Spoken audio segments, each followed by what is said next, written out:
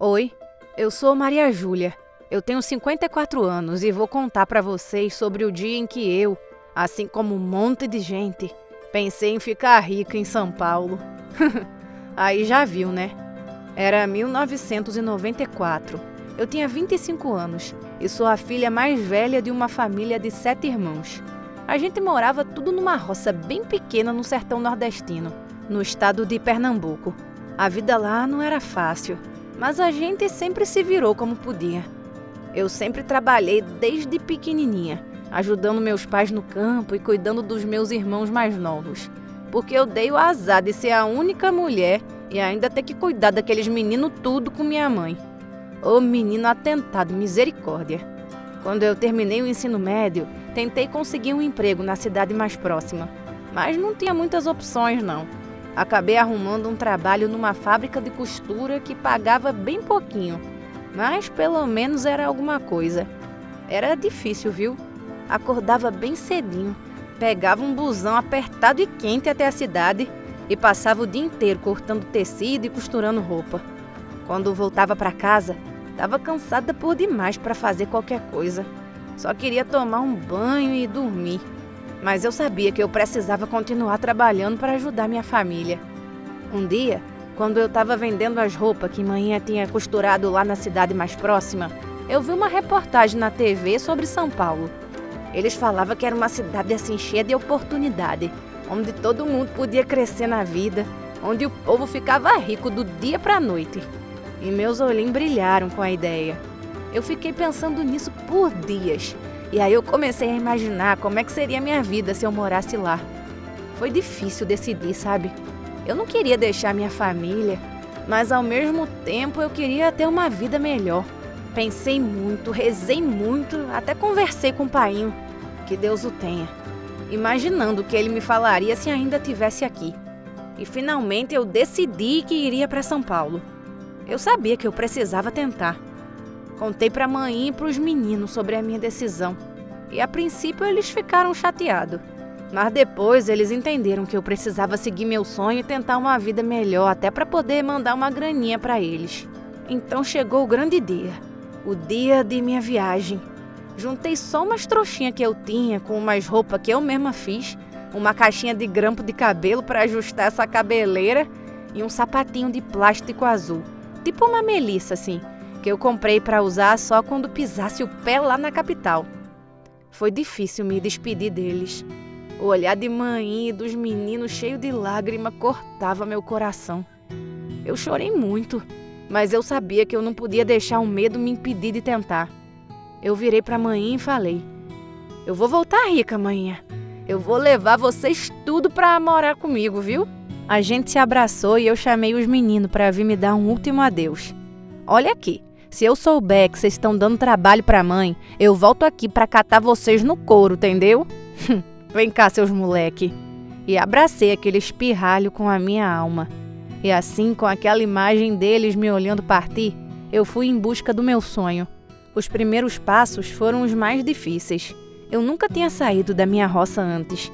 E agora eu tinha que encarar uma capital grande e desconhecida. Peguei um ônibus até a cidade mais próxima. E de lá eu peguei outro ônibus até São Paulo. Só que aí, como o universo já parecia querer me atrapalhar, o pneu desse segundo busão que eu peguei furou e paramos no meio da estrada. A gente estava lá pelos rumos de Belo Horizonte já, uns 40 quilômetros de distância, e o cara do ônibus mandou todo mundo descer e ir andando. Era um ônibus clandestino, né? Então não dava para reclamar. Aquele sol rachando na nossa cabeça que eu nem sabia que Minas tinha. E eu só tinha uma garrafinha com meio litro de água. Foi um ó. Ô viagenzinha longa e cansativa, vice. Mas eu tava determinada a chegar lá. Meus pés já tava tudo doendo. A sola da minha sandália tava quase derretendo. Até que finalmente chegamos em BH. Como o cara do busão não teve a decência de nem devolver o nosso dinheiro, eu tive que gastar de novo com passagem de lá até São Paulo. Pelo menos agora eu estava feliz, porque ia chegar ao meu destino. Chegando em São Paulo, minha nossa, que lugar aquele! Eu fiquei assustada com a quantidade de pessoas, carros, prédios e barulho. Era muito diferente da minha cidadezinha no sertão. Gente passando e gritando assim, ó, 3 por 10, só hoje, só agora, 3 por 10. Era cachorro latindo, os caras sentados na esquina pedindo dinheiro. Senhor, cadê aquela belezura que eu vi passando na TV? Eu fiquei na rodoviária por um tempo, sem saber o que fazer. Depois de muito perguntar, eu finalmente descobri como chegar num lugar, tipo pensão, assim, onde eu poderia ficar. Mas aí, mais uma vez, esse universo queria me ferrar. Só podia. Cheguei na pensãozinha que me indicaram e já fui logo me anunciando. E disse que eu queria um quarto. Só que aí a dona olhou bem pra mim e perguntou se eu tinha dinheiro. Eu mostrei a quantia que tinha sobrado e ela virou pra mim e disse bem seca: "Com isso você não dorme nem aqui no chão, garota." Eu fiquei branca. Como assim? Perguntei desacreditada. "Mas onde é que eu vou ficar, senhora? Acabei de chegar de Pernambuco." "Então talvez você deva voltar pra lá." Ela falou e começou a rir da minha cara. Eu fiquei muito arretada, mas eu não tinha o que fazer. Já estava dando 6 da noite e eu não tinha onde dormir. Então eu voltei pra rodoviária e dormi no banco de lá mesmo. Dormi entre aspas, né? Porque dormir mesmo assim eu não consegui não. Eu morri de medo de alguém me roubar ou de me sequestrar. Eu fiquei com um olho no peixe e outro no gato. E não deixei ninguém chegar perto de mim. Essa foi a minha primeira noite. Nunca vou esquecer. No dia seguinte, bem cedinho, o povo começou a chegar nos busão. Então eu decidi que tinha dado minha hora. Eu estava morrendo de fome. Não tinha comido nada desde aquela viagem fracassada de BH. Aí eu fui de loja em loja procurar emprego. Mas não foi fácil. Ninguém queria contratar alguém que falava com sotaque que nem eu e tinha cara de caipira. Era o que eles diziam. Mas eu não desisti não. Até porque se eu desistisse eu não tinha para onde ir ou o que fazer. E não saí da roça para virar moradora de rua. Eu passei 3 dias procurando e dormindo na rodoviária. Com o último dinheiro que eu tinha, eu comprei uma marmita. E foi a minha última refeição. Eu não sabia quando ia comer de novo. Mas aí, depois de muita busca, finalmente eu consegui um trampo no restaurante. Era para eu ser lavadora e limpadora. O trabalho era pesado e me deixava cansada e dolorida todos os dias. Eu trabalhava na cozinha, ajudando a lavar as vasilhas e limpando o chão, que era imundo. O salário mal dava para pagar o aluguel do quartinho que eu conseguia alugar na despensa da pensão. Na despensa! Mas pelo menos eu tinha um emprego. Só que as coisas não eram tão fáceis no restaurante. Eu era a única nordestina no trabalho e os outros funcionários implicavam comigo o tempo todo. Me chamavam de Paraíba e ficavam imitando o meu sotaque. O que tem tão engraçado no meu sotaque, horas? Eu não fico zoando esse R enrolado que eles falam? Me sentia tão sozinha, tão deslocada. Eu me lembro de uma vez que eu deixei cair uma bandeja de pratos e os outros funcionários começaram a rir de mim. Um deles disse assim: "Olha só a Paraíba, não sabe nem segurar uma bandeja." Eu me senti tão humilhada, tão envergonhada. Eu fiquei com vontade de chorar, mas aguentei firme, segurando as lágrimas. Eu lembrei de Mainha, que deveria estar orgulhosa de mim, esperando por notícias e não queria preocupá-la. Ia dar só notícia boa. Outro dia, um dos cozinheiros disse que não queria trabalhar comigo porque eu era uma magrela que não sabia fazer nada. Ele que não sabia. Comia aquele arroz com quiabo dele. Coisa horrível. Ele que não sabia que eu trabalhava 2 vezes mais do que qualquer um ali, só para provar que eu era capaz. Não sabia que eu me sentia tão desrespeitada, tão inferiorizada. E se sabia, não estava nem aí. Além disso, o trabalho em si era muito difícil. Eu tinha que ficar em pé o dia inteiro, cortando legume, lavando e areando panela, fazendo tudo o que era preciso. Meus pés doíam tanto que eu mal conseguia andar quando saía do trabalho. À noite eu colocava eles na água gelada para tentar aliviar a dor. O restaurante era muito movimentado e eu não tinha tempo nem para beber água direito. Às vezes eu passava horas sem comer nada, só para conseguir dar conta daquelas louças tudo. Em 2 meses daquele emprego, eu estava tão cansada, mas tão exausta, que eu mal conseguia dormir à noite. Só que mesmo assim eu não desisti não.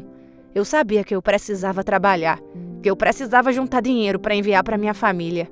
E sabia que eu era capaz de fazer isso, que eu era forte o suficiente para superar todas as dificuldades. Quando o painho morreu, eu fui à roça de manhã. E agora seria de novo. Eu tinha que aguentar. Mas aí, como nada na minha vida estava fácil, um dia que eu nunca vou esquecer foi quando eu estava lavando a recepção do restaurante antes de abrir, e aí o telefone tocou. Só tinha eu, então eu atendi. A telefonista virou e falou que tinha uma ligação de Pernambuco para Maria Júlia, e eu aceitei na hora. Mal sabia eu que essas ligações era tudo paga. E como eu tinha dado o telefone do restaurante como o meu para manhã, em uma das cartas que eu mandei, não fazia ideia de que o meu chefe era quem ia pagar por uma chamada interurbana. Quando atenderam, eu já fui falando alto. Ei, maninha, como é que a senhora tá? Mas não foi ela que falou comigo, não. Era um médico que me deu a notícia de que maninha tinha adoecido com uma infecção nos rins. Eu fiquei paralisada, sem saber o que fazer. Como eu ia conseguir voltar para lá? Como é que eu ia poder ajudar ela? Eu queria voltar para lá imediatamente, mas eu não tinha um mísero centavo no bolso, pois eu tinha gastado tudo com o quartinho da despensa. E mesmo se eu fosse, não dava para voltar para São Paulo. Apesar que a essa altura eu já estava injuriada daquele lugar, viu? Eu fui ficando desesperada, sem saber o que fazer. Conversei com o doutor e ele me disse que a situação de manhã estava piorando a cada dia. Eu senti um aperto no peito, uma tristeza tão grande que eu mal conseguia respirar. E sabe o que é pior de tudo? É a sensação de fracasso, de que eu não tinha conseguido dar certo aqui. Eu me sentia tão impotente, tão incapaz de mudar a minha situação. Tudo que eu queria era poder ajudar a maninha, cuidar dela, estar ao seu lado quando ela mais precisava. Mas eu não podia fazer nada. Foi aí que eu tentei trabalhar mais ainda para conseguir um dinheiro extra e juntar para passagem. Lavava 10 vezes mais louça, lavava 10 vezes mais o chão. Dava até para lamber ele se quisesse, de tão limpo que eu estava deixando. Os dias foram passando e a situação de minha mãe só piorava. Eu recebia notícias dela pelo telefone e cada vez que eu ouvia algo novo, meu coração se apertava mais. E então, um dia eu recebi uma carta de manhinha. Na carta estava escrito: Minha querida filha, escrevo essa carta com muito amor e saudade no coração. Sinto muita falta de você todos os dias e rezo para que esteja bem e feliz aí na São Paulo. Mas eu tenho notícia triste. Fiquei doentinha aqui na roça e tive que ser internada no hospital. Você já sabe, né? Os médicos dizem que precisam me tratar logo. Tô muito fraca, com muita dor e febre alta. Sinto muito medo do que pode acontecer comigo. Mas eu tenho fé em Deus de que tudo vai dar certo. Lembre-se sempre do quanto eu te amo e do quanto eu sou grata por ter uma filha tão corajosa e forte como você. Eu sei que tá longe, mas sei que tá sempre pensando em mim e rezando pela minha recuperação. Espero poder te ver em breve, minha filha. Se cuida e saiba que eu lhe amo. Com todo o meu amor, maninha. Eu li aquela carta várias vezes com as lágrimas escorrendo pelo meu rosto. Eu queria poder voltar para lá, queria poder abraçar minha mãe, cuidar dela, mas eu não sabia como. Eu não tinha dinheiro para passagem, não tinha como pedir ajuda a ninguém. Eu me sentia tão desesperada, tão triste, tão impotente. Naquela noite eu rezei. Como eu rezei. Pedi a Deus um milagre, porque era só isso que eu podia fazer por manhinha. Chorei muito deitada naquele quartinho na despensa que era um espaço minúsculo e abafado, com paredes sujas e rachadas e um cheiro forte de mofo e bolor. Mas mesmo assim eu me ajoelhava todo dia e rezava para que manhinha saísse dessa com vida. Tudo o que mais tinha medo era de minha mãe morrer igual painho e eu não ter como voltar para ficar com os meninos. Eu tinha medo de levarem eles para um abrigo e a gente nunca mais se ver de novo. E para piorar, um dia o dono do restaurante onde eu trabalhava me chamou na sua sala e me disse que estava recebendo umas contas telefônicas muito altas por causa das minhas ligações interurbanas. Você sabe que isso é proibido, Maria Júlia? Tem ideia do quanto eu vou ter que pagar? Vai sair tudo do seu salário. Ele gritou comigo. Me desculpa, chefe. Eu não sabia, não. Eu expliquei que eu não sabia que era tarifado e que não tinha dinheiro para pagar a conta. Foi então que ele me disse que eu estava demitida e que precisava sair do trabalho imediatamente. Fiquei completamente passada com a notícia.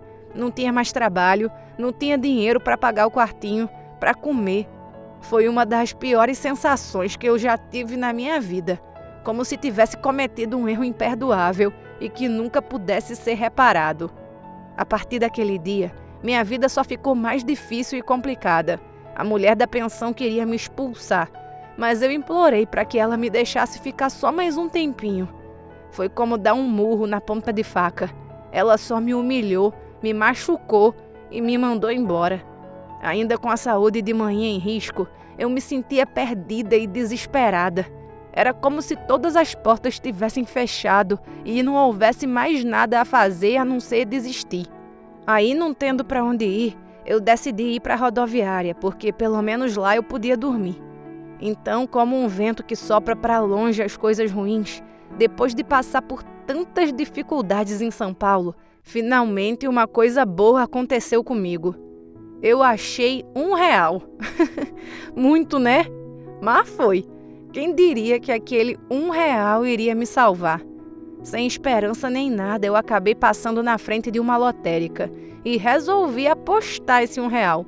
Pois não é que deu. Contra todas as possibilidades, eu ganhei R$50 mil. Isso na época era um absurdo. Aí eu resolvi abrir o meu próprio restaurante em um bairro movimentado da cidade.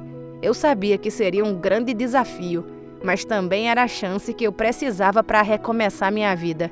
Com muito esforço e dedicação, eu investi tudo o que eu tinha nessa ideia. Foi um risco enorme, pois um raio desse não cai 2 vezes no mesmo lugar, né? Mas eu sabia que eu tinha que tentar. E para minha surpresa, o restaurante fez muito sucesso desde o primeiro dia. As pessoas adoravam a minha comida, o atendimento e o ambiente aconchegante que eu havia criado. Era simples, mas o restaurante se tornou um ponto de encontro para os moradores do bairro e logo começou a atrair clientes de toda a cidade. Eu estava radiante de felicidade por ter conseguido superar tantos obstáculos e ter alcançado meu sonho. E foi nesse momento que eu decidi voltar para o Nordeste, para buscar a maninha e os meninos e trazer eles para morar comigo em São Paulo. Eu não vi a hora de reencontrar minha família depois de tanto tempo longe. E, para minha surpresa, minha mãe havia melhorado por um verdadeiro milagre. Os médicos haviam desacreditado dela, mas ela tinha se recuperado sozinha, com a força da fé e da esperança em Deus. Parece brincadeira, né? Mas às vezes essas coisas acontecem mesmo. O reencontro com a minha família foi emocionante. Todos se abraçaram e choraram, agradecidos por estarmos juntos novamente. E mais do que isso, felizes por eu ter conseguido realizar meu sonho e criar um futuro melhor para nós tudo. Com os anos, o restaurante cresceu ainda mais e eu decidi expandir os negócios para outras cidades. Abri filiais em diversos lugares, sempre com o mesmo padrão de qualidade e atendimento que me haviam ajudado a fazer sucesso no início. E sem que eu pudesse imaginar, um dia eu descobri que o antigo restaurante onde eu havia trabalhado em São Paulo acabou fechando por denúncias de irregularidades. Eu tinha saído de lá no momento certo e agora eu estava muito feliz por ter criado minha própria história de sucesso. Hoje eu sou uma empresária, com vários restaurantes em todo o país e uma vida confortável e feliz. Mas eu nunca esqueço de onde eu vim, das dificuldades que enfrentei e das pessoas que me ajudaram a chegar até aqui. E acima de tudo, eu nunca esqueço da minha família, que sempre esteve ao meu lado nos momentos mais difíceis. A vida é cheia de altos e baixos, mas eu aprendi que a perseverança e a determinação podem nos levar a lugares incríveis. E eu sou grata por ter tido a oportunidade de criar minha própria história de sucesso e de ajudar outras pessoas a alcançarem os seus sonhos também. Em uma tarde quente e ensolarada de verão, Dona Matilda estava sentada em sua poltrona no canto da sala, sentindo-se fraca e tonta. O ventilador havia quebrado há dias e ela precisava muito se refrescar. Então a senhorinha tentou se levantar para pegar um pouco de água, mas acabou caindo no chão ao sentir uma dor aguda na perna. Coitadinha, ficou ali gemendo por um momento, pois sofria de artrose, uma doença degenerativa que afeta principalmente as articulações dos joelhos e quadris e que causava a degeneração da cartilagem dessas juntas. Ela tentou se arrastar de volta para a poltrona, mas de repente sua filha, Camila, entrou na sala e encontrou a mãe caída com muita dor. Ela se aproximou e, ao invés de estar preocupada e assustada com aquela cena, apenas gritou com uma expressão irritada no rosto. "O que você está fazendo aí, mãe?" perguntou a jovem em tom de impaciência. "Eu fui pegar água e caí, filha. Eu acho que machuquei meu joelho.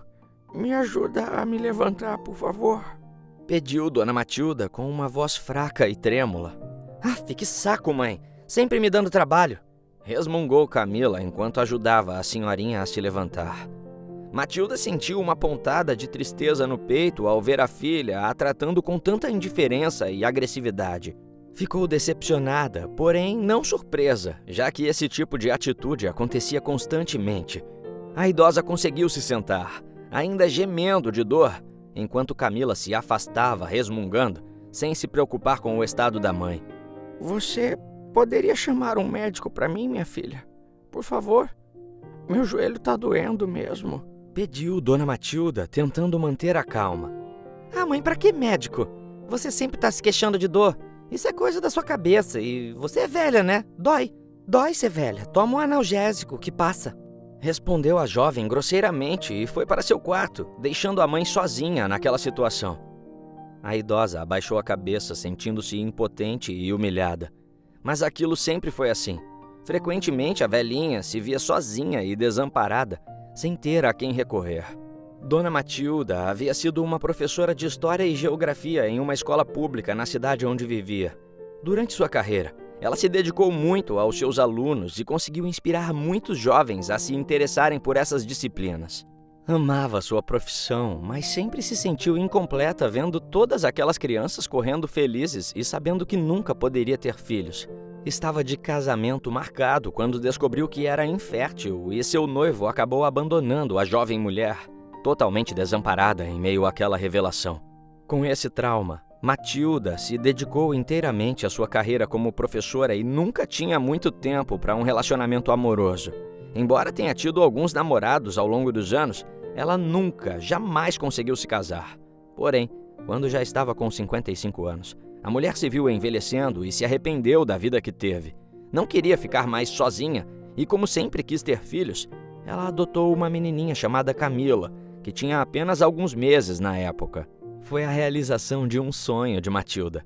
Seu coração se aqueceu de uma forma como ela nunca havia sentido antes. O tal do amor de mãe era realmente algo indescritível e, pela primeira vez, a mulher pôde sentir como era ter uma criaturinha tão pequena e frágil em seus braços.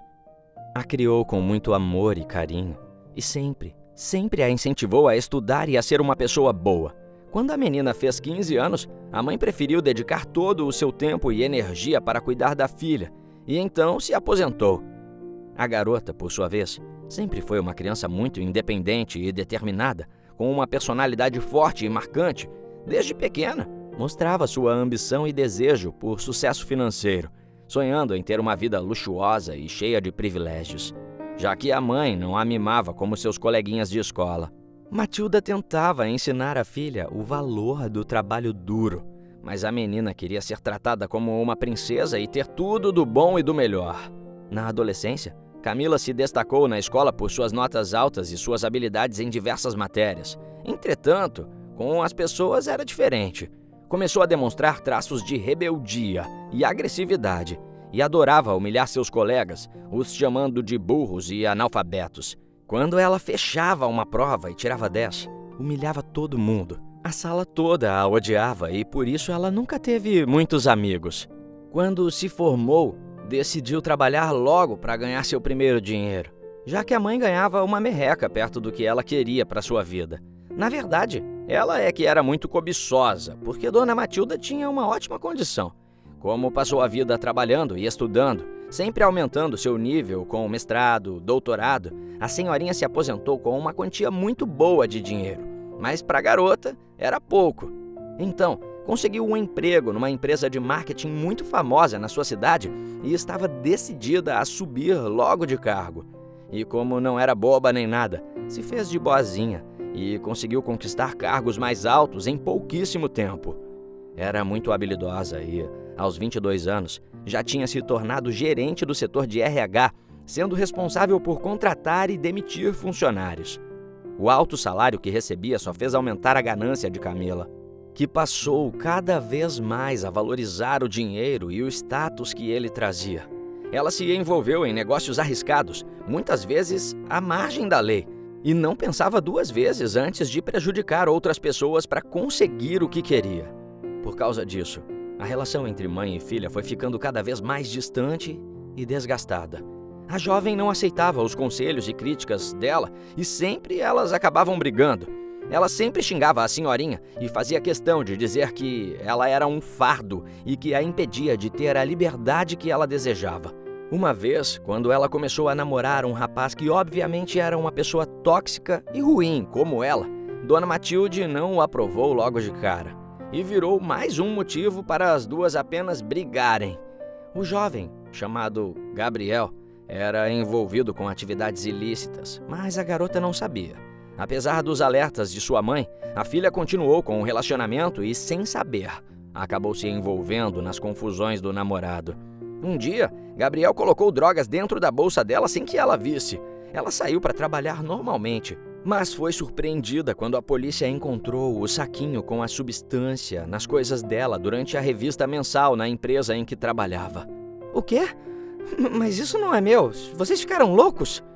Ela ficou chocada e arrasada, pois sabia que não tinha nenhuma relação com tráfico, mas como era responsável pelo setor de RH da empresa, foi demitida por justa causa. Além disso, mesmo que não fosse pega no flagra com aquele saquinho, a empresa já estava pensando em mandá-la embora, pois a jovem havia se tornado uma pessoa impossível de conviver. Porém, pelo menos ela teria direito ao seguro-desemprego e não sairia de mãos abanando, como foi o caso. Quando contou para Gabriel o que havia acontecido, ele confessou a armação e disse que havia feito isso porque devia dinheiro para pessoas perigosas e precisava se livrar das drogas. Ela ficou pasma e só então percebeu que havia sido enganada pelo namorado o tempo todo e terminou o relacionamento imediatamente. Mas agora era tarde. Perdeu seu cargo e ainda prejudicou a imagem da empresa que nunca mais a contrataria. Quando Dona Matilda soube da notícia, tentou confortá-la e disse: "Oh, minha filha, você é tão inteligente, mas precisa tomar melhores decisões na vida." No entanto, a garota estava furiosa e simplesmente culpou a mãe por sua demissão, sem mais nem menos. "Se você tivesse me dado mais atenção e amor, eu não teria me envolvido com esse namorado bosta e não teria sido demitida. A culpa é sua. Você nunca me ensinou a escolher as pessoas certas e agora eu tô pagando por isso." Que cara de pau! Justo com a senhorinha que sempre tratou a filha com toda a dedicação. A idosa se sentiu tão mal naquele momento pela ingratidão da filha. Mas o pior ainda estava por vir. A partir desse momento, a relação entre as duas ficou ainda mais tensa. Camila não aceitava que havia feito algo errado e culpava a mãe por tudo. Ela se afastou cada vez mais de Matilda e começou a viver a vida de forma ainda mais desregrada, sem se importar com as consequências de suas ações. Como sempre fazia questão de lembrar a pobre idosa que ela era a causa de ter perdido o emprego, a garota, inconsequente, começou a roubar a aposentadoria dela, com essa desculpa. Dizia que iria gastar sim o dinheiro que ela ganhava, pois se não fosse por ela, ainda teria seu cargo. Camila se apegou tanto a essa mentira que ela contava para ela mesma, que uma hora passou a ser totalmente verdade em sua cabeça. Por isso, ela não se importava mesmo com sua atitude repugnante e egoísta. A garota passava horas por dia em sites de lojas, comprando roupas e acessórios caros, além de gastar em bares e restaurantes com preços extremamente salgados, apenas para impressionar os amigos. Amigos, Enquanto isso, Dona Matilda ficava em casa, sozinha e negligenciada pela filha, que nem olhava para ela quando estava em casa. Naquela tarde, por exemplo, em que a senhorinha caiu da poltrona e sentiu seu joelho doer, sabia que precisava ir ao médico e, após ter aguentado o máximo que conseguia, pois o analgésico não estava mais fazendo efeito, implorou a filha para que a acompanhasse. Camila, no entanto, estava tão ocupada com seu próprio umbigo que se recusou a ir. A pobre Doninha, então, teve que ir sozinha e se sentiu muito triste e abandonada. Sorte dela que uma vizinha, Márcia, viu a velhinha andando com toda a dificuldade na rua e pediu a um de seus filhos para levar Matilda ao hospital. Com o tempo, a negligência de Camila com a mãe só aumentou. Ficava cada vez pior. Ela deixava de preparar as refeições, obrigando a idosa a ter que se contentar com enlatados ou alimentos prontos, muitas vezes frios e sem sabor, já que o micro-ondas tinha queimado e a garota nunca mandou arrumar. Além disso, a jovem passou a chegar em casa cada vez mais tarde da noite, muitas vezes embriagada ou chapada. A senhorinha, que era uma mulher religiosa e conservadora, ficava chocada com o comportamento da filha e pensava chorando: "O que eu fiz de errado, Senhor? O que eu fiz de errado?" Outra vez, Dona Matilda tinha que ir fazer um exame de rotina por conta da sua artrose, e Camila não queria de jeito nenhum levar a mãe. "Você é mesmo um estorvo, né, mãe? Só sabe me atrapalhar. É para isso que você serve, para atrapalhar minha vida", resmungou a infeliz, irritada. Mas o que a idosa não sabia era que a filha havia gasto todo o dinheiro da aposentadoria daquele mês em qualquer coisa inútil e não tinha mais para pagar os exames. Culpar a mãe se mostrou ser apenas uma distração para a incompetência da garota em se controlar.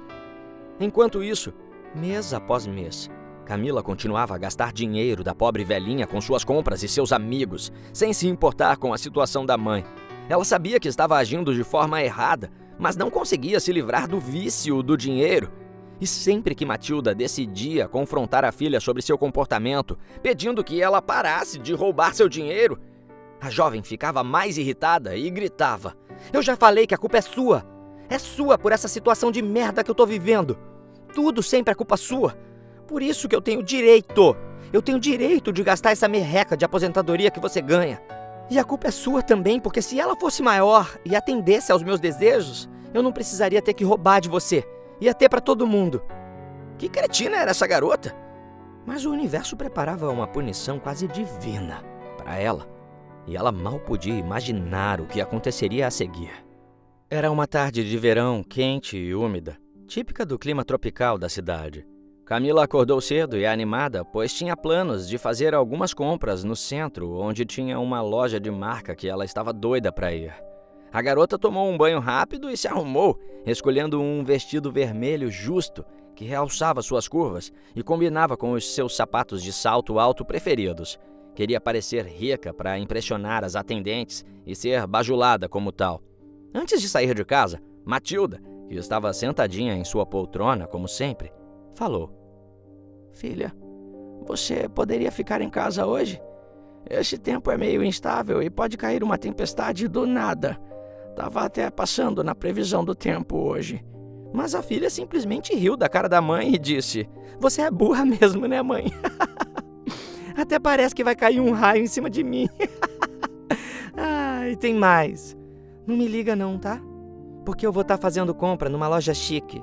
Qualquer coisa que quiser, pede para aquela sua amiga Márcia. Até. Fui. Entretanto, no meio do caminho, o tempo fechou e anunciava um grande temporal. A jovem chegou na loja e já foi se comportando como uma verdadeira herdeira, dondoca. Tratava as funcionárias com desdém e estava adorando o modo como elas se sentiam inferiores. Achava que era assim que uma pessoa rica fazia. Passou horas ali distraída, experimentando alguns vestidos e humilhando as meninas que nem percebeu que começou a chover forte e trovejar lá fora. Sua arrogância estava começando a ficar fora de controle, pois não achava nada que fosse de seu agrado e que estivesse dentro do que ela podia pagar.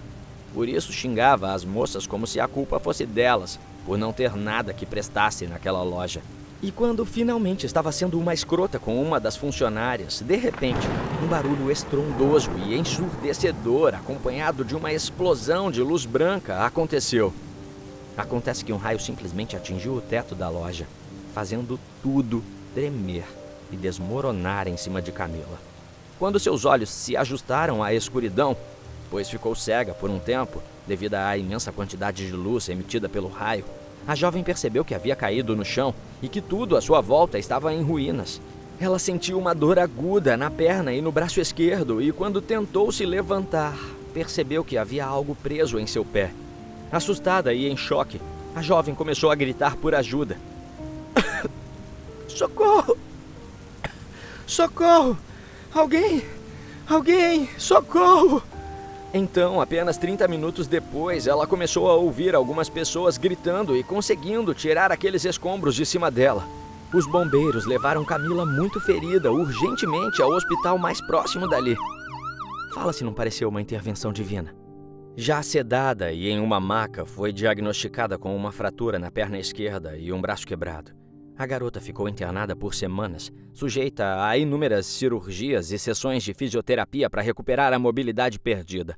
Durante esse tempo, ela sentiu uma mistura de dor física e emocional. Se sentia humilhada e derrotada por estar presa à cama, incapaz de se mover ou fazer as coisas que antes eram tão simples. Engraçado, né? Sua mãe sentia o mesmo, e ela nunca esteve nem aí. Ela também ficou extremamente irritada e frustrada com a falta de controle sobre a sua vida e as circunstâncias que a levaram até ali. Mas que bosta de vida! Pensava possessa de raiva de si mesma. No entanto, mesmo que não merecesse nenhum pingo, a senhorinha Matilda esteve lá para ela o tempo todo. Ficou ao lado da filha no hospital, colocando comida em sua boca, a ajudando a tomar banho e a se vestir, o que era o fim do poço para Camila e para sua vaidade. A idosa também dormia desconfortável ao seu lado naquelas poltronas minúsculas que os hospitais oferecem, só para não deixar a filha sozinha naquele lugar que, para a jovem, era pavoroso. Apesar de ter se sentido abandonada e negligenciada pela filha nos últimos tempos, Matilda não hesitou em colocar suas diferenças de lado e auxiliá-la em tudo o que ela precisava. Era uma responsabilidade como mãe cuidar da filha, independente de qualquer coisa, pois ela ainda a amava. Camila, por sua vez, no início ficou muito envergonhada e, como lidava com isso, era apenas agredindo a mãe com comentários tipo: "Ah, tá quente demais essa sopa. Me dá aqui que eu sei me lavar sozinha, af. Ah, mãe, você faz tudo errado. Eu queria gelatina de limão e não de uva." Mas como a senhorinha continuava a tratá-la com amor, a garota começou a perceber que sua mãe era uma pessoa muito mais amorosa e cuidadosa do que ela havia dado crédito no passado. A sua vergonha se tornou ainda maior. Porém, ela se arrependeu de como tratou a mãe, apesar de não admitir isso. Nos dias seguintes, a filha começou a passar mais tempo conversando com Matilda e, por incrível que pareça, percebeu que a mãe era uma fonte inesgotável de sabedoria e amor, e que havia perdido muitos anos de sua vida sem se dar conta disso. Ela tinha tantas histórias para contar e passou por tantas coisas. Como eu pude ser tão má com ela?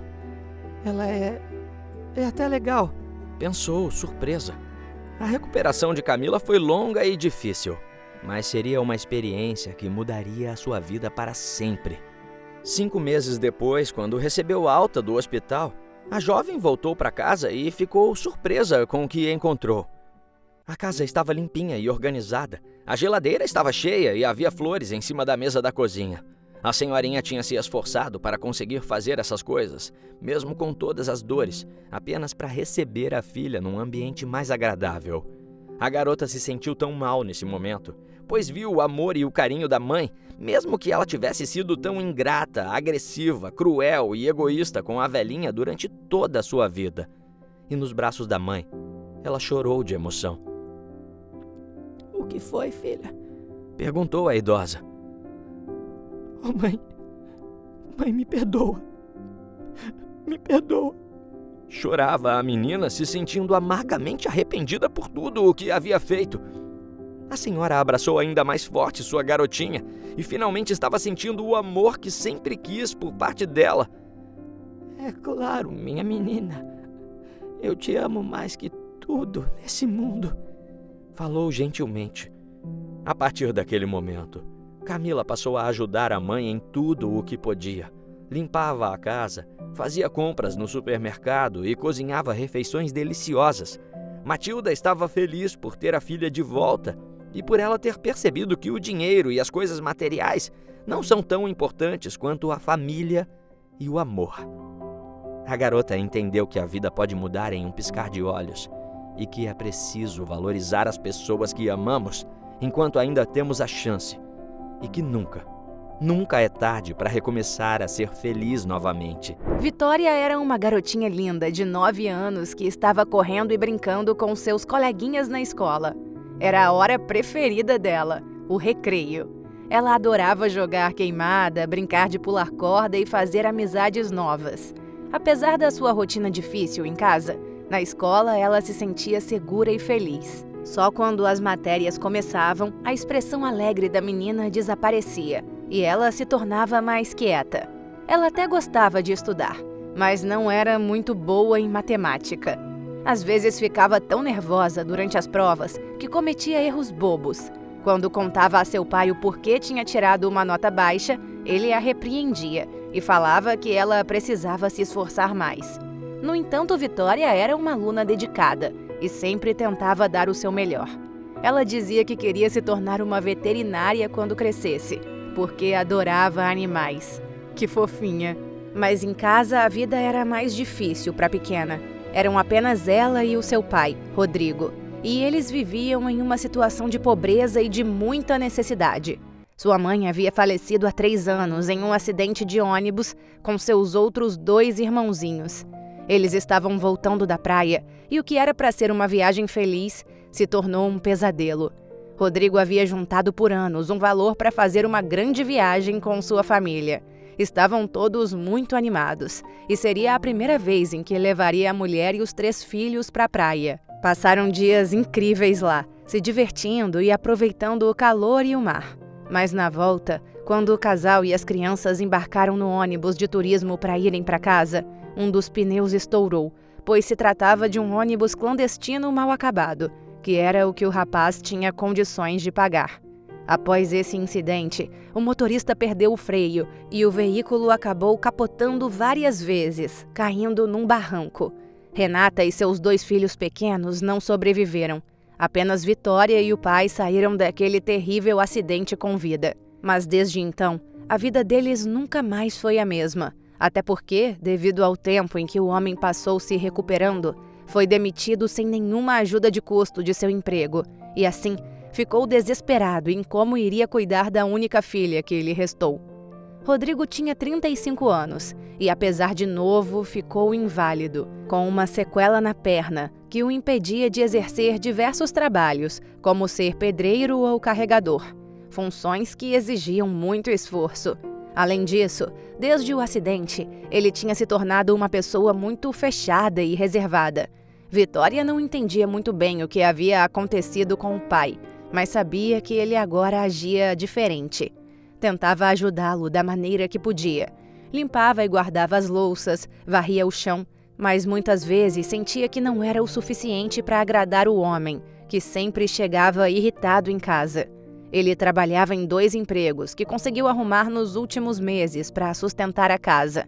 Então, raramente tinha tempo para brincar com a filha. E quando tinha, parecia cansado demais para fazê-lo. Devido a um dos trabalhos dele, que era à noite, a menina acabava ficando muito tempo sozinha em casa. Mas ela não reclamava. Sabia que a vida era assim mesmo. Vitória era uma menina solitária, mas não era triste. Apesar das dificuldades, ela sempre mantinha um sorriso no rosto e nunca desistia dos seus sonhos. A escola era o seu refúgio, um lugar onde ela podia ser ela mesma e esquecer os problemas por algumas horas. Mas um dia, tudo mudou. A pequena ainda lembrava daquele dia em que Rodrigo chegou em casa com os punhos fechados e uma expressão de raiva estampada no rosto. A menina estava no quarto, brincando com suas bonecas, quando ouviu o barulho da porta sendo batida com força. Ela encolheu-se em seu cantinho, com medo do que poderia acontecer. O pai entrou em seu quarto com passos pesados, e Vitória pôde ver que seus olhos estavam vermelhos e que suas mãos tremiam de raiva. "Por que você não está na escola?" perguntou ele com uma voz que deixava claro que ele estava muito irritado. "Porque é sábado, pai", respondeu a garotinha com medo. Ele ficou ainda mais irritado e parecia estar um pouco embriagado. Então falou: "Vem aqui, anda!" A menina engoliu em seco e tentou não chorar. Não sabia por que o pai estava bravo com ela, mas mesmo assim sentia um medo inexplicável. 2 dias depois, na segunda-feira, Vitória acordou com uma estranha sensação, um tipo de pontada em suas partes íntimas. Ela não entendia o que estava acontecendo, mas sabia que algo não estava certo. Seu pai já tinha saído cedo para trabalhar, então ela foi fazer sua rotina de sempre. Se vestiu e penteou seu cabelo, tomou um café velho que o seu pai tinha feito há 2 dias e saiu para ir para a escola. Mas durante todo o caminho, sentia uma dor incômoda naquela região. Finalmente, quando a garotinha chegou à sala de aula e durante o primeiro horário, a dor só piorou. Ela tentou ignorar, mas não conseguia se concentrar.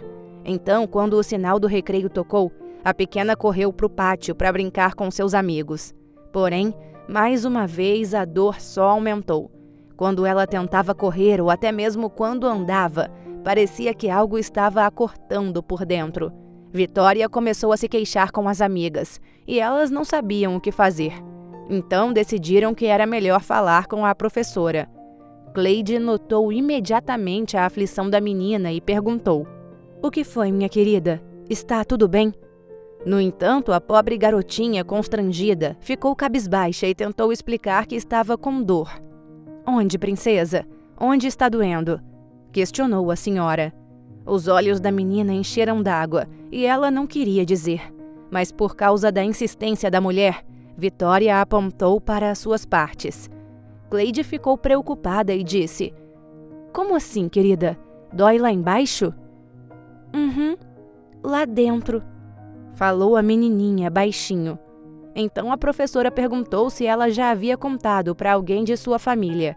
Vitória hesitou em responder, o que deixou a senhora curiosa.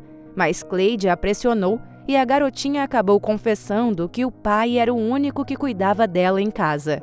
A revelação deixou a professora preocupada. Ela não conhecia muito bem Rodrigo, já que ele nunca comparecia às reuniões de pais, e não sabia qual a índole dele. Além disso, era consciente de que as crianças em circunstâncias desfavoráveis, como a pequena Vitória, poderiam enfrentar situações difíceis, das quais nem gostaria de pronunciar. Então ela perguntou à menina: "E seu pai tem ou teve alguma atitude estranha em casa esses dias?" Mas a garotinha apenas abaixou a cabeça, sem saber como responder, se lembrando daquele dia em que ele chegou todo irritado em seu quarto. Mas foi aí que a menina não quis mais falar nada e disse que estava tudo bem, que a dor tinha passado, e se recolheu em sua carteira. Porém, a pobre Vitória tentava ignorar o sofrimento para que Cleide não ficasse desconfiada. A mulher, por sua vez, ficou intrigada e não conseguia deixar de pensar na aluna e em como ajudá-la. Durante a aula, a criança parecia distraída. Ela se contorcia de dor, mas tentava disfarçar. E assim foi para casa. Mas nos dias seguintes, a pequena passou várias horas sentindo aquela dor insuportável nas partes íntimas. Cada vez que sentia uma pontada, isso a deixava ainda mais assustada. A pobrezinha estava sozinha e perdida, sem saber a quem recorrer. Na escola, uma outra professora, Laura, também notou que algo estava errado com ela e chamou a menina para conversar. "Vitória, você tem alguma coisa para me contar? Tá tudo bem mesmo em casa?" perguntou a jovem preocupada. A coitadinha não sabia o que responder. Ela queria contar a verdade, mas tinha medo do que poderia acontecer se ela dissesse: "Sim, tá tudo bem, tia." Mentiu a menina, não falando como as coisas estavam indo mal em casa. Laura não ficou convencida e começou a observar a menina com mais atenção. Ela conversou com outras professoras e também com a diretora da escola, relatando suas suspeitas. Como já era a segunda reclamação que a diretoria recebia sobre isso, todos ficaram preocupados com a situação de Vitória e começaram a investigar o que poderia estar acontecendo. Enquanto isso, a garotinha continuava sofrendo em silêncio. Tinha medo daquela dor nunca passar e acabar sendo rejeitada ou punida. Se lembrou de sua mãe e nesse momento sentiu muita falta dela. Os dias foram passando e a dor de Vitória continuava. Ela se sentia cada vez mais fraca e incapaz de enfrentar a situação. Passava a maior parte do tempo na escola sentadinha, sem amigos para conversar ou se distrair. As mães das outras alunas começaram a perceber que algo estava errado com ela quando iam buscar suas filhas. Elas notavam que a menina parecia triste e que só andava cabisbaixa. Então se aproximaram da menina, tentando ser amigáveis e fazer com que ela se sentisse acolhida. Mas Vitória ainda tinha medo. Ela sabia que seus problemas em casa eram graves e que ela poderia estar colocando a si mesma e a seu pai em perigo. Os professores continuavam preocupados com a situação da menina, conversando com ela e observando seus comportamentos. Eles perceberam que a menina se assustava sempre que o assunto era o pai dela, o que aumentou ainda mais as suspeitas. Até que um dia, a pequena foi para a escola sentindo a mesma dor intensa que havia sentido nos últimos dias. Porém, de repente, ela se tornou tão forte que a pobrezinha não conseguiu aguentar e começou a chorar desesperadamente. Cleide, que estava na sala ministrando a aula, foi acudi-la. "Vitória, o que está acontecendo?" perguntou desesperada. A menina apenas chorava. Então a senhora a pegou no colo e correu para a enfermaria. Também chamou a diretora, que, vendo a situação, ligou para a emergência e também para o pai da garotinha. Rodrigo, assustado, saiu de seu trabalho correndo e foi direto ao encontro da filha. Quando ele chegou, encontrou sua menininha chorando descontroladamente. Ele tentou acalmá-la, perguntando: "Oh, meu amor, o que aconteceu? Conta pro papai, conta." Mas ela só conseguia gritar de dor. Então ela disse bem baixinho e se contorcendo de tanto sofrimento que queria ir para casa, mas estava com medo dele ficar bravo com ela por ter contado para a professora e por ele ter sido chamado na escola, mesmo sabendo que ele precisava trabalhar. Aí começou a gritar novamente. "Ai!" Ele ficou apavorado. Nunca tinha visto a filhinha naquela situação. As professoras da escola estavam todas olhando o comportamento dele. Mas, para piorar, nesse exato momento, 2 policiais entraram na sala com expressões sérias e determinadas. Rodrigo ficou confuso e preocupado, perguntando o que estava acontecendo. Os policiais o chamaram num canto e disseram que haviam recebido uma denúncia de violência envolvendo Vitória. "O quê? Como assim? Com a minha filha?" Rodrigo ficou em choque e não conseguia acreditar no que estava ouvindo. Então os homens se aproximaram dele e colocaram suas mãos para trás. "Você está sendo preso por suspeita de agressão grave contra uma menor de idade", disseram os policiais. "O que estão fazendo?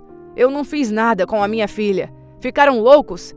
disse ele, olhando para todos ali presentes. "Eu amo a minha filha. Nunca faria mal a ela. Vocês são idiotas, por acaso? Me soltem." No entanto, ninguém acreditava nele e os policiais começaram a levá-lo embora à força. O rapaz começou a gritar pela filha. "Vitória, filha, não, me soltem agora, filha!" E a menina ficou ainda mais apavorada, vendo o seu pai sendo preso bem na sua frente. Achou que tinha feito algo errado e por isso ele estava sendo levado. "Não, papai, não! Ah!" E gemia de dor a pobrezinha. A escola inteira estava em choque.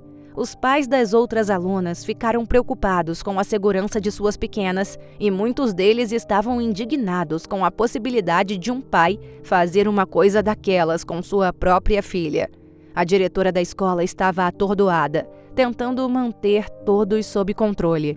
Enquanto isso, pegaram a pequena Vitória e a levaram urgente para o hospital para receber atendimento médico. Na cadeira da delegacia, Rodrigo estava bravo e agitado.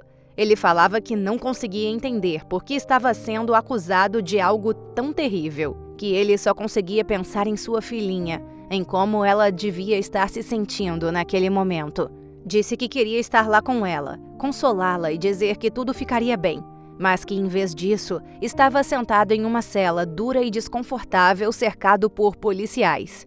"Eu não fiz nada, eu juro", disse Rodrigo, tentando convencer os policiais de sua inocência. "Eu nunca faria mal à minha filha. Eu a amo mais do que tudo no mundo." Os policiais apenas olharam para ele com desconfiança. Você precisa entender, senhor, que estamos lidando com uma acusação muito grave aqui. Precisamos investigar isso de todas as maneiras possíveis. Se você não tiver nada a esconder, não há nada a temer. Estamos apenas seguindo o nosso protocolo. Rodrigo se sentia acusado e envergonhado. Ele se perguntava como isso poderia estar acontecendo. Eu só quero ver a minha filha, senhor. Ela está lá agora, morrendo de dor, e eu não estou ao lado dela, disse o pai. Eu preciso saber que ela está bem. Porém, os agentes apenas o ignoraram. Foi quando um grupo de presos se aproximou dele. O que aconteceu, irmão? Perguntou um deles. Rodrigo respirou fundo e deixou algumas lágrimas escorrerem.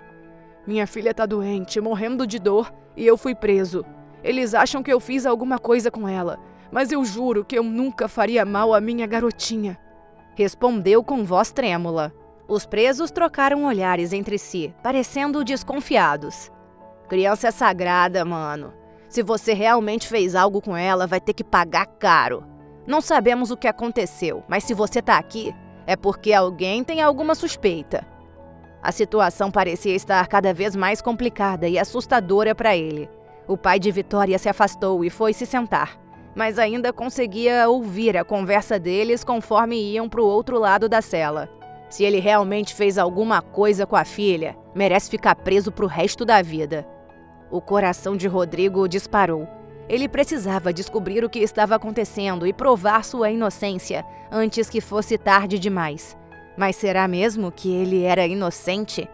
Enquanto isso, Vitória estava no hospital, já medicada com um analgésico para dor e deitada na cama, enquanto uma ginecologista falou gentilmente que iria examinar seus órgãos genitais. E foi quando viu que a sua roupinha estava com alguns escapes de sangue. A pobre garotinha ficou assustada e preocupada, tentando entender o que estava acontecendo com ela. Ela sentia falta de seu pai e chorava, querendo ele ali. Cleide e Laura, que acompanharam a menina, e a diretora tentavam acalmá-la, dizendo que agora ela estava segura, mas ela só chorava ainda mais. A doutora pegou as amostras rapidamente e fizeram uns exames. Finalmente, depois de algum tempo, a médica se aproximou dela com um olhar gentil e começou a falar. Oi, princesa, deixa eu te perguntar. Quando você sente dor, onde é? Aqui, respondeu Vitória, apontando para sua barriga. Dói muito aqui. Ela pegou seu estetoscópio e disse, eu vou dar uma olhada na sua barriguinha, tudo bem? A criança concordou e a ginecologista levantou sua blusa para examiná-la mais uma vez.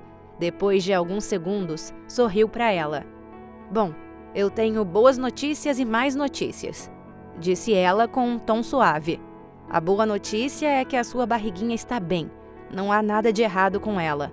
Mas a má notícia é que descobrimos que você está com uma infecção urinária, que pode fazer com que você sinta dor ao fazer xixi, por exemplo. Mas não se preocupe, vamos te dar um remédio para resolver isso, tá bem? A menina acenou com a cabeça. Outra coisa que descobrimos é que agora você já está se tornando uma mocinha, querida. Isso pode ter causado um pouco mais de dor do que o normal, mas é perfeitamente normal. As mulheres não conseguiam acreditar. Como assim? Ela é tão novinha? A ginecologista sorriu e explicou que não havia nenhuma evidência de algum tipo de violência. Era tudo uma reação normal do corpo da pequenina.